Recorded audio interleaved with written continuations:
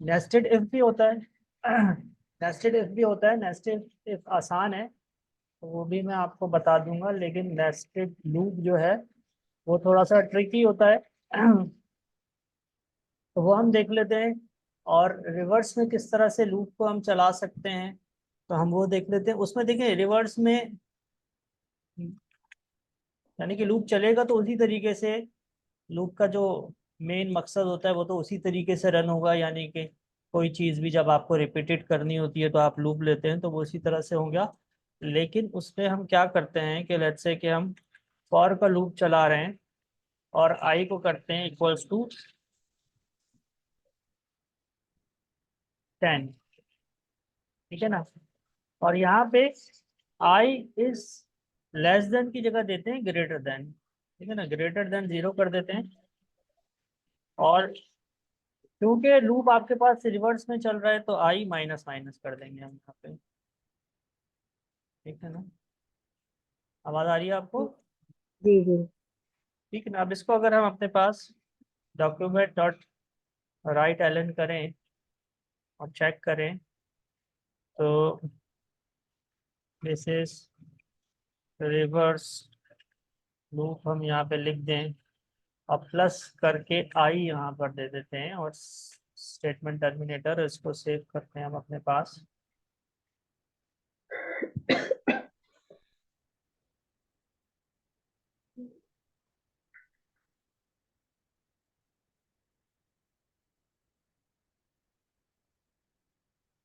तो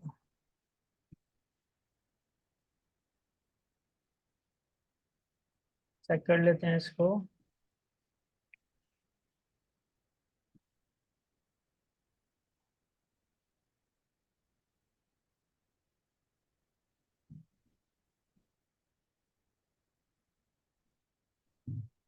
तो देखिए दिस इज रिवर्स लूप कह रहा है यहाँ पर, और इसको सही तरीके से ये हमें नजर आए तो इसलिए इसको हम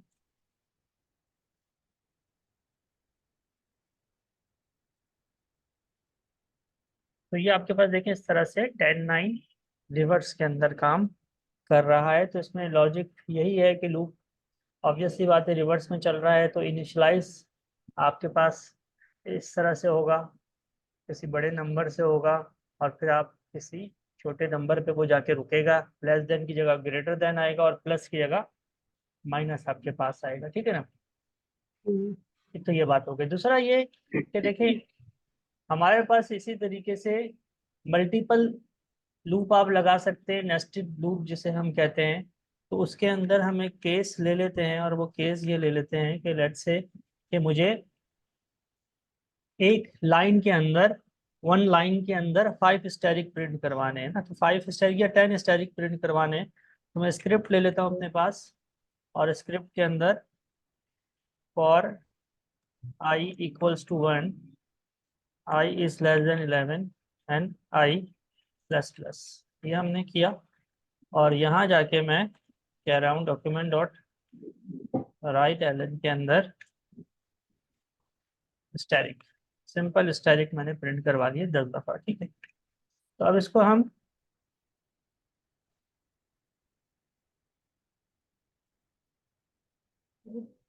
नेस्टेड के नाम से दे दिया मैंने इसको। और इसको अगर हम अपने पास चलाते हैं तो आप देखेंगे आपके पास 10 स्टैटिक्स आ गए। अच्छा, अब मैं ये चाह रहा हूँ अब मैं ये चाह रहा हूँ कि ये जो 10 लाइंस मेरे पास आई हैं, इस तरह की 10 लाइंस मेरे पास आ जाए नीचे ना। यानी हम्म। 10 लाइंस नीचे आ जाए, यानी 10 10 100 हमारे पास क्या हो जाए, लाइंस हो, 100 स्टैटिक हो जाएं और 10 10 की लाइन में हो। तब एक तो ये हम्म। कि इसी लूप को अगर मैं 100 तक ले जाऊंगा तो ये 100 स्टैटिक आ जाएंगे। लेकिन इशू ये आएगा कि जनाब हमारे पास जो है लाइन ब्रेक किस तरह से होगी, यानी हर 10 के बाद मैं चाह रहा हूँ कि लाइन ब्रेक हो। तो मैं ये कर सकता हूँ कि यहाँ पे क्या करूँ, इस लूप के अंदर एक और लूप दे दूँ। मैं कहूँ for j equals to 1, j is less than 11, j plus plus. ठीक है ना। तो ये हमारे पास एक और लूप आ गया। और ये वाला काम मैं यहाँ से कॉपी करके यहाँ पे ले आऊं। तो अब क्या होगा कि देखें अब ये चलेगा किस तरीके से, जब ये वाला लूप पहली दफा चलेगा ऊपर वाला, तो ये अंदर वाला लूप 10 टाइम्स चलेगा, ठीक है ना। फिर ये ऊपर जाएगा, दोबारा चेक करेगा कंडीशन, फिर ये अंदर आएगा, तो ये लूप आपके पास 10 टाइम्स चलेगा। तो हर दफा ये वाला लूप 10 टाइम्स चलेगा, तो 10 टाइम्स 100, 100 टाइम्स ये लूप आपके पास इस तरह से चलेगा। तो अब जो प्रॉब्लम है वो प्रॉब्लम ये है, अब मैं इसको अगर कंट्रोल एस करके चलाऊं, तो प्रॉब्लम अब ये है कि ये आपके पास इस तरीके से हो तो गया है, लेकिन लाइन ब्रेक नहीं हो रही। तो उसके लिए क्या करूंगा, जो ऊपर वाला लूप है ना, उसके अंदर मैं दे दूंगा BR। तो होगा ये कि हर दफा जब लूप दोबारा स्टार्ट होगा, तो वो लाइन को क्या करेगा, ब्रेक कर देगा, ठीक है ना। तो लाइन को ब्रेक करने से क्या हो गया हमारे पास, कि हमारे पास 10 10 स्टैरिक की 10 लाइंस इस तरह से आ गई, ठीक है। बीआर नीचे नेक्स्ट में भी लिख सकते थे, ऊपर BR यहाँ स्टैरिक पे। यहाँ पर भी लिख सकते हैं BR, या मतलब नीचे, नीचे वाले में। जहाँ पर आपको लूप से बाहर लिखना पड़ेगा पहले वाले। अच्छा। लेकिन ये दोनों जगहों पर हो गया, यहाँ से रिमूव कर देता हूँ। पहले लूप से बाहर करना पड़ेगा, नहीं तो फिर वो हर स्टैरिक के बाद दे देगा ना ब्रेक, इस तरह से ओके। कर देगा। तो ये मैंने दे दिया, तो ये आ गया। अच्छा, अब मैं क्या चाह रहा हूँ, अब मैं ये चाह रहा हूँ कि ये जिस तरह से हाफ पैरामिड होता है, ये इस तरह से बन जाए, यानी पहली दफा में एक स्टैरिक प्रिंट हो, दूसरी दफा में दो स्टैरिक, तीसरी दफा में तीन स्टैरिक प्रिंट हो, ठीक है ना। तो ये इस तरह से आपके पास क्रॉस में बन जाएगा, जैसे कि हाफ पैरामिड होता है। तो ये अब बताएं आप कि क्या हम इसके अंदर लॉजिक पुट करें कि ये हमारे पास जो रिजल्ट है इस तरह से हो जाए। तो देखें, तो ऊपर वाले को छोड़ना पड़ेगा शायद, जो सबसे आउटर लूप है। उसको नहीं छेड़ना पड़ेगा, देखें वो तो 10 दफा चलेगा। उसकी वजह ये है कि देखें वो क्या कर रहा है, वो ये 10 टाइम्स ये जो लाइंस आ रही हैं वो ऊपर वाले की वजह से आ रही हैं। जो ये एक लाइन जैसे में एक रो 10, है, कॉलम है। हाँ हाँ, जी, एक एक। जी। जो रॉ है वो नीचे अंदर वाले की वजह से आ रही है ना। अच्छा, सही है। ओके। ऊपर जाके देखता है और। हम्म। यानी वो जो 10 स्टैरिक हैं वो अंदर वाले की वजह से आ रहे हैं, तो हमें ये अंदर वाले लूप को छेड़ना पड़ेगा। अच्छा। अब देखें लॉजिक क्या है, लॉजिक ये है कि पहली दफा में आप क्या चाह रहे हो कि एक दफा स्टैरिक प्रिंट हो, दूसरी दफा में 2 दफा। और हम्म, अभी क्या हो रहा है, अंदर वाले में हर दफा कितने हो रहे हैं, हम्म, अम, 10 हो रहे हैं, वो मतलब। 10 हो रहे हैं हर हम्म, दफा, हम्म, ठीक है ना। तो आप चाह रहे हो पहली दफा में एक हो, दूसरी दफा में दो हो। देखिए इसकी ना आसान लॉजिक है, वो लॉजिक ये है कि हम क्या करें कि हम इसको 11 की जगह कर दें आई। अब जब लूप चलेगा तो पहली दफा आई के अंदर क्या होगा, 1 होगा, दूसरी दफा हम्म, आई के अंदर क्या होगा, 2 होगा, तीसरी दफा आई के अंदर क्या होगा। हम्म, तो ये आपके पास इस तरीके से आपके पास पिरामिड बन जाएगा, ठीक है ना। तो ये इस तरह से कुछ छोटे छोटे प्रोग्राम्स होते हैं इफ के, लूप के, और इस तरह से हम अपनी ना थोड़ी लॉजिक बिल्डिंग करते हैं, टेबल के करते हैं। जैसे मैं टेबल में आपको बताऊं कि जब आप वो हम्म, बना लेंगे प्रोग्राम के, जो टेबल नंबर आप दें वो प्रिंट हो जाए, तो फिर आपने उसमें एक और प्रोग्राम ये बनाना है कि आप टेबल शुरू कहाँ से होगा, ये भी आप जो है यूज़र से इनपुट लेंगी, और टेबल ख़त्म कहाँ पर होगा। लेट्स से कि टेबल शुरू होगा 5 से, 6 का हम्म, टेबल है और वो 5 से शुरू होगा, 6 5 ज़ा 30, और वो 25 तक जाएगा। तो ये दोनों इनपुट भी आपने यूज़र से लेने हैं और उनको भी आपने पुट करना है अपने पास। और इस तरह से यूज़र ही बताएगा कौन सा टेबल है, कहाँ से शुरू करना है और कहाँ पे ख़त्म करना है, ठीक है ना। हम्म। तो आगे चलते उसमें हैं हम। नेक्स्ट जी, उसमें भी उसमें उसमें नेक्स्ट यूज हो रहा है या नहीं? उसमें नहीं नहीं, उसमें नेस्टेड लूप यूज़ नहीं होगा, उसमें वही सिंपल ही लूप ही है। बस आपको वेरिएबल्स को जो है ना थोड़ा सा जो लूप के वेरिएबल्स हैं उनके साथ थोड़ा सा काम करना पड़ेगा, ठीक है ना। ओके, ठीक तो है। हम आगे चलते हैं और जो है आ, एक और प्रोग्राम है, देखिए लूप का बड़ा अच्छा सा और लॉजिक बिल्डिंग के हिसाब से भी काम का है वो प्रोग्राम, और अक्सर प्रोग्रामिंग लैंग्वेजेस में वो इस्तेमाल होता है समझने के लिए। और वो क्या है कि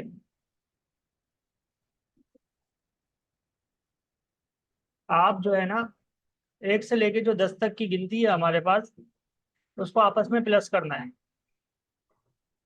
ठीक है ना। यानी कि 1 इंटू 2, 2 इंटू 1 इंटू 2 3 हो गया, 3 इंटू 3 इस तरह से हमें प्लस करना है, और उसका क्या रिजल्ट आएगा ये हमें चेक करना है। और लॉजिक के थ्रू करना है, यानी कि हम अगर प्लस के अंदर 1 + 2 + 3 + 4 लिख देंगे तब भी प्लस तो हो जाएगा, ओके। है ना। लेकिन हमें जी। लूप के जरिए करना है, क्योंकि लूप के जरिए हमने एक दफा कर लिया तो फिर कितनी भी बड़ी वैल्यू होगी, लेट्स से कि हमें 1 से लेके 100 तक करना है। अब 1 से लेके 100 तक करना है, तो अगर आप इसको मैन्युअली करोगे, यानी 1 + 2 + 3 + 4 लिखोगे, तो आपको टाइप करने में कितना टाइम लग जाएगा, बात समझे। जी। जी। जी। तो हम कह रहे हैं कि लूप के जरिए लेट्स से 1 से 100 तक ही कर लेते हैं हम, 1 से 100 तक की गिनती प्रिंट प्लस हो जाए आपस में। तो हम उसकी लॉजिक लगाने की कोशिश करते हैं। पहले तो लूप ले लेते हैं एक सिंपल, हमारे पास for i = 1, comma i < let's say के less than and equals to 100 कर लेते हैं, तो वो अब 100 तक चलेगा, 99 तक नहीं चलेगा। एंड i प्लस प्लस, ठीक है ना। अब देखें, इसमें हमें क्या करना पड़ेगा, एक वेरिएबल लेना पड़ेगा सम का, और उसको हम इनिशियलाइज कर लेते हैं 0 से, ठीक है ना। और यहाँ पे हम कहते हैं sum equals to sum plus I, ठीक है। और आखिर के अंदर यानी लूप के बाहर इसको प्रिंट करवा लेते हैं, ठीक है ना। डॉक्यूमेंट डॉट राइट एलन, तब होगा क्या कि पहली दफा में आई के अंदर आपके पास सम में 0 है, आई में 1 हुआ, तो सम के अंदर क्या सेव हो गया, 1 सेव हो गया। फिर दूसरी दफा में सम के अंदर पहले से क्या मौजूद है, 1 मौजूद है, और आई के अंदर क्या आ गया, 2 आ गया। तो 2 और 1 फिर सम के अंदर वो, यानी कि इस वाले सम के अंदर सेव होती रहेगी, वैल्यू ऊपर जाता रहेगा, इस वाले सम के अंदर वैल्यू बढ़कर सेव होती रहेगी, ठीक है ना। तो the sum of 1 to 100 is plus SUM, ठीक है ना। अब मैं चेक करता हूँ, बहुत अरसे बाद मैंने भी किया प्रोग्राम के, हमारी लॉजिक कितना हो जाए? सही लगी है कि नहीं लगी है।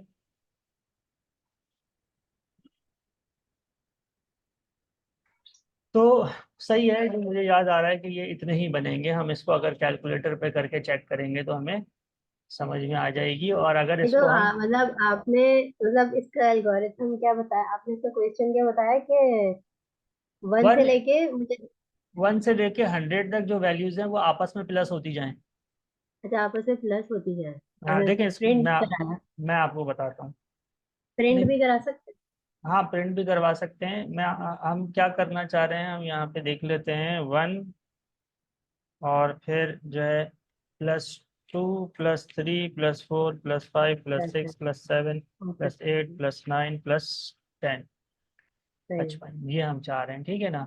और इसको हम एक दफ़ा रीचेक कर लेते हैं, क्योंकि देखें ये तमाम चीज़ें जो मैथमेटिकल होती हैं और ये प्रोग्रामिंग की चीज़ें होती हैं ना, ये इंपॉर्टेंट होती हैं, और इसको इस तरह से आपको रीचेक भी करना चाहिए कि ये आपने सही लॉजिक लगाई है कि नहीं लगाई, ठीक है ना। तो ये आपके पास 55 आ गया, इट मीन्स कि ये सही काम कर रहा है, तो ये 100 का भी सही दे रहा होगा, ठीक है जी। तो ये इस तरह से सम निकाल लेते हैं। ये वाली बात आपको समझ में आ गई है। हाँ, अगर यहाँ पे हम प्रिंट लिख दें तो हमारे पास सब कुछ लिखा हुआ आता रहेगा ना कंटिन्यूअसली, हम करके देख लाइक। लेते हैं। करके हाँ, देख लेते हैं यहाँ पे। राइट लाइन करके है तो ऊपर ही अंदर ही। हाँ, अंदर ही, लूप के अंदर ही मैं इसको यहाँ पे प्रिंट करवा लेते हैं हम इसको, और ये हटा देता हूँ मैं और बी आर लगा देता हूँ, ताकि ये हमारे पास अलग अलग लाइन में हमें दिखाता रहे। तो ये आपके पास 136 प्लस करके आपको दिखाता जा रहा है, ठीक है ना। हम्म। तो ये कुछ लूप के प्रोग्राम्स हैं। टेबल वाला आप बना लीजिएगा, अगर वो उसमें फिर भी आपको नहीं समझ में आ रहा होगा तो फिर वो आप मुझसे कल ही पूछ लीजिएगा उसका, टेबल का। तो मैं आपको बता दूंगा अगर वो नहीं प्रिंट हो रहा होगा आपसे, यानी कि जो यूज़र इनपुट दे वो आपने प्रिंट करवाना है काम ना वो। और फिर उसके बाद आपने ये भी देख लेना है कि जो यूज़र जहाँ से बोले टेबल वहां से शुरू होना चाहिए, और जहाँ पे एंड करना चाहे वहां पे एंड हो। ये तीनों इनपुट यानी यूजर शुरू में ही दे देगा और उस हिसाब से टेबल प्रिंट होगा। तो पहले वो वाला काम कर लीजिएगा, यूजर से इनपुट लेके टेबल प्रिंट करवाने वाला, और फिर ये दूसरा काम भी करके देख लीजिएगा। बाकी ये प्रोग्राम आप बना के देख लें। ये वाला है, और ये पैरामिड वाला है, लूप वाला है, और भी कुछ इससे रिलेटेड प्रोग्राम्स हैं, फिर वो इंशाल्लाह हम अगली क्लास में करते हैं। और फिर गेट एलिमेंट वाला काम शुरू कर देते हैं हम जावा स्क्रिप्ट के अंदर। तो उससे ये कि मजीद फिर जावा स्क्रिप्ट आपकी स्ट्रांग हो जाएगी, ठीक है ना। असल तो काम देखें वही है, गेट एलिमेंट वाला जो काम होता है वही असल काम है, जिसके अंदर आप जो है HTML को टारगेट करते हैं, यानी कि इंटरेक्टिविटी वेबसाइट की बढ़ा रहे होते हैं। तो वही मेन काम है। ये सारे काम इसलिए कर रहे होते हैं ताकि आपका थोड़ा सा बैकग्राउंड स्ट्रांग हो जाए, लॉजिक बिल्डिंग हो जाए, आपको इफ और लूप और वेरिएबल्स और कंडीशंस सब समझ में आपको आ जाए। ठीक है। अच्छा, जो ये वाले जो काम है, जो ये टेबल का हो गया, इसका हो गया, उसका हो गया, हम्म। ये सब सिर्फ फॉर लूप से ही हो सकते हैं? मतलब मैंने अभी इस पे सोचा नहीं है, सिर्फ पूछ रही हूँ, या वाइल लूप या फॉर नहीं नहीं, लूप से भी हो? वाइल लूप से भी हो सकते हैं, वाइल लूप से भी हो सकते हैं काम। लेकिन बात यह है ना कि देखें, अब टेबल वाला जो जैसे जो काम है, अब हमें जो टेबल प्रिंट करना है उसमें हमें सारी चीजें डिफाइन है हमारे पास, कि हाँ, यूजर इनपुट देगा और यूजर के इनपुट के ऊपर हमें काम करना है, तो वहां पे फॉर लूप आसानी से इस्तेमाल हो जाएगा। सही वाइल है। लूप का इस्तेमाल जैसे मैंने आपको बताया ना, आप कहीं से वैल्यू लेकर आ रहे हैं, डेटाबेस से वैल्यू लेकर आ रहे हैं। अब आपको पता अच्छा, नहीं है डेटाबेस में कितनी वैल्यूज हैं, टेबल में कितनी वैल्यूज हैं, और वो वैल्यू बढ़ भी सकती हैं, कम भी हो सकती हैं, तो फिर आप वहां पे वाइल लूप लगा देते हैं, ठीक है ना। सही। ये अच्छा, एक चीज और पे, जो हमने अभी बनाए थे दो वेबसाइट, एक तो शू वाली तो शायद सिर्फ समझाने के लिए थी, और जो दूसरी अभी बर्गर वाली थी, वो क्या कंप्लीट हो गई? उसको दोबारा टच करेंगे, उसको टच नहीं, फिनिश बर्गर करना? वाली में तो देखिए मैंने आपको वो जो बूट स्टेप वाली है उसमें मैंने आपको 2 वीडियोस दी थी, कि वो आपने उसके जी। सेक्शंस कंप्लीट करके उसके लिंक लगा के वो आपने काम दे देना है मुझे।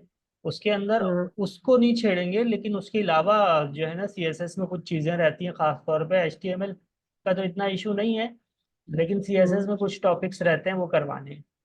नहीं, तो वो वाली जो आपने मैंने आपको भेज दी थी वैसे, वो बना के, अगर आप मैं चेक करेंगे ना। मैं चेक कर लेता हूँ हाँ, ईमेल में।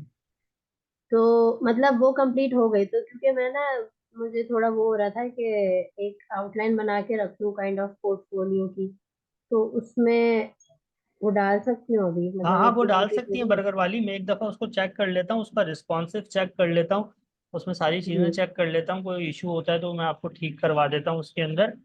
तो वो बिल्कुल हाँ, पोर्टफोलियो में आप दिखा सकती हैं, वो इसमें इशू नहीं है। और और मैंने वो पोर्टफोलियो को भी थोड़ा लेआउट उसका बनाया, वो भी मैं भेजती हूँ आपको। हाँ, विन वो भी अभी मैं भेज रही थी, लेकिन वो फाइल अटैच ही नहीं हो रही थी, तो उसको देखना पड़ेगा शायद। वो भेज दें मुझे आप, मैं चेक कर लेता हूँ, ठीक है।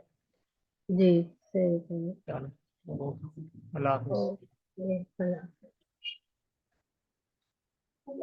ओके।